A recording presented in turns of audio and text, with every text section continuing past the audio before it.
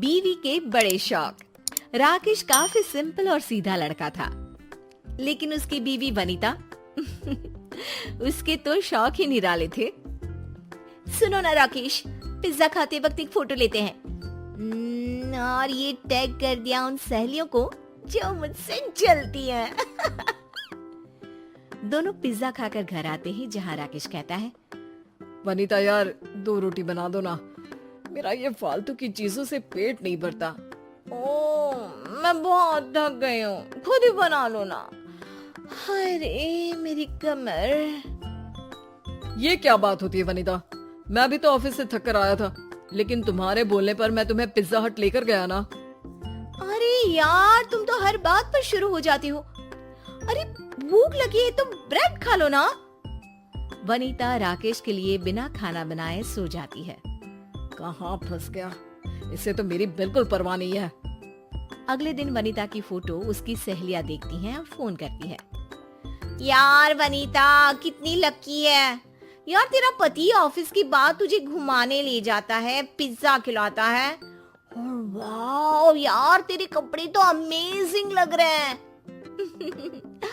हाँ यार हम तो हर वक्त पार्टी मोड में ही रहते हैं। हाँ यार मैं तो कितना भी बाहर खा लूं, इनको घर आकर घर का ही खाना चाहिए होता है। मैं तो यही सोचकर कहीं नहीं जाती कि घर में आकर खाना बनाना है तो घर में ही खा लो। अरे क्यों बाहर जाना। हाँ ये भी सही है। अच्छा चल मैं फोन रख रही हूँ, फिर बात करती हूँ। वनीता फोन रख देती है।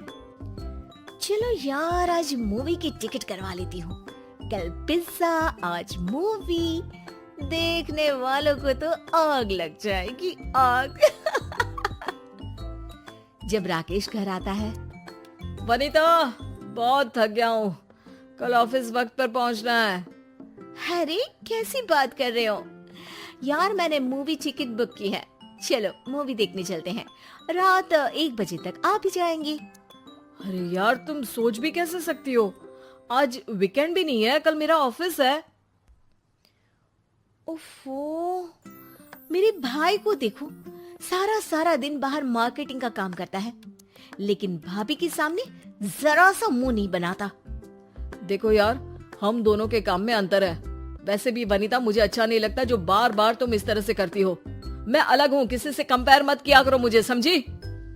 एक दिन, ओहो ये पूजा कहाँ गई है, बड़ी फोटो लगा रखी है इसने।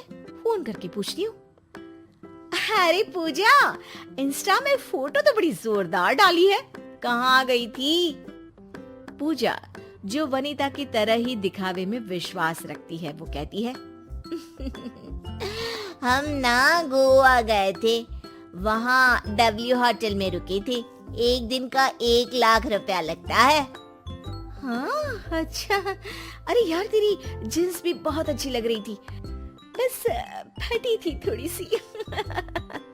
ओहो वनीता, तुम तो थोड़ा फैशन अपडेट रहा करो, आजकल तो फटी जीन्स का ही फैशन है। जितनी जीन्स फटी होगी उतनी ही महंगी होगी, रैग बोलते हैं इसे। खैर चलो यार, मैं ना जरा क्लब जा रही हूँ, मेरे पति पीछे लगे हैं कि चलो चलो। वनीता फोन रखती है। हाँ शॉफ की दुकान, जैसे जानती नहीं हूँ मैं, जो दिखता है वो होता नहीं। अब मेरे पति को ही देख लो। वैसे ये रही मेरी जींस, मैं भी थोड़ा कैंची से काट देती हूँ, घर पर पहनकर देखती हूँ, ठीक लगे तो ठीक, वरना कपड़े वाले को देकर बर्तन ले लूंगी। तभी राकेश ऑफिस से थका आता है। ओहो ये क्या पहना है वनीता, जाओ जाकर कपड़े बदलो। ये फैशन है राकेश, जींस जितनी फटी उतनी महंगी। अब किसका सोशल साइट देख लिया तुमने जो नकल पर उतर आई। वो मेरी दोस्त है ना जो मुंबई में रहती है, पूजा, उसका।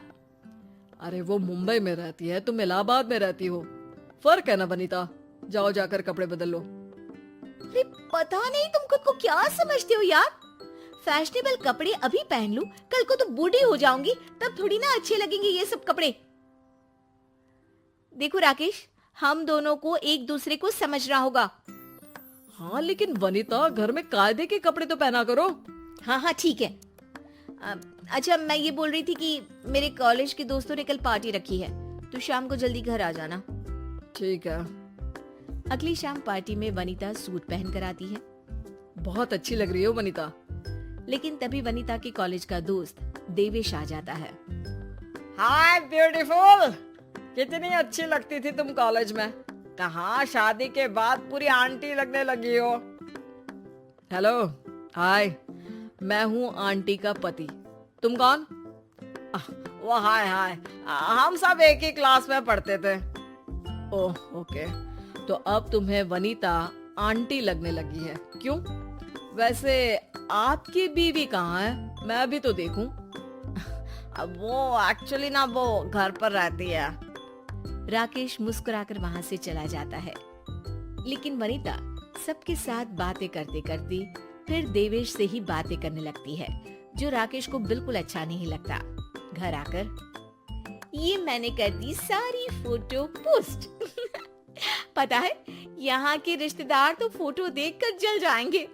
लड़के लड़कियां सभी है पूरे ग्रुप में। वनिता, मुझे तुम्हारा यूं कॉलेज के लड़कों से बात करना अच्छा नहीं लगा। ऐसा नहीं है कि पुराने ख्यालात का हूं मैं, लेकिन वो लड़का तुम्हें भड़का रहा था। अरे क्या गलत बोल रहा था? सही तो कह रहा था कि शादी के बाद मैं पूरी आंटी लगने लगी हूँ। अरे तो एक्सरसाइज करो, खाने में कंट्रोल करो और स्लिम हो। कोई सूट पहनकर आंटी नहीं बन जाता। हाँ हाँ, अब तो मेरे खाने पर भी तुम्हारी नजर रहती है। अरे मेरे तो भाग्य ही खराब थे जो तुमसे शादी हुई मेरी। यही तो गलती है तुम्हारी, हर बात पर शादी को कोसने लगती हो।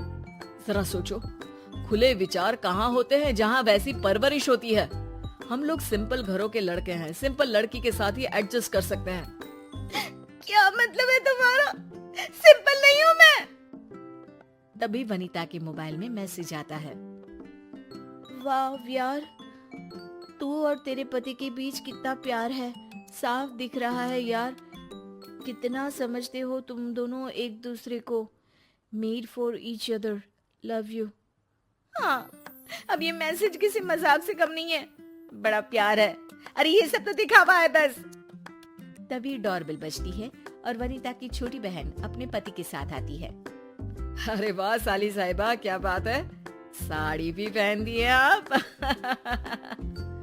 अरे जीजू, मैं अब पहनने लगी हूँ।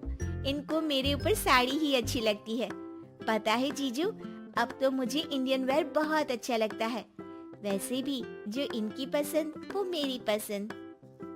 अच्छा जी, क्या बात है? तभी तेरी कोई पिक सोशल मीडिया में नहीं है, क्योंकि साड़ी में थोड़ी ना आंटी जी बनकर तू फोटो डालेगी। अरे नहीं नहीं दीदी, वो बात नहीं है, वक्त ही नहीं मिलता।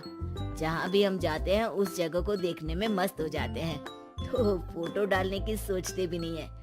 लेकिन हाँ, हम दोनों एक दूसरे का साथ बहुत एंजॉय करते हैं, क्यों? वनिता उन दोनों को देखकर सोचती है कि कैसे वो दोनों एक दूसरे के साथ खुश हैं। अब अच्छा, तुम लोग बैठो, मैं खाने के लिए कुछ बनाकर लाती हूँ। दीदी, मैं भी चलती हूँ किचन में आपकी मदद के लिए। तू और तेरा पति कितने खुश हैं यार, लेकिन क्या फायदा, लोगों को तो पता ही नहीं है कि तुम लोग लाइफ को इतना एंजॉय करते हो। अरे कोई तो फोटो डाला कर सोशल साइट पर। दीदी, हम खुश हैं तो एक दूसरे के लिए है ना, कि किसी को दिखाने के लिए। मैं तो आपको भी कहूंगी कि झूठा दिखावा करने से अच्छा है कि आप जीजू को खुश रखो, उनको समझो जैसे वो आपको समझते हैं। कौन सा जिंदगी हम दूसरों के लिए जीते हैं दीदी।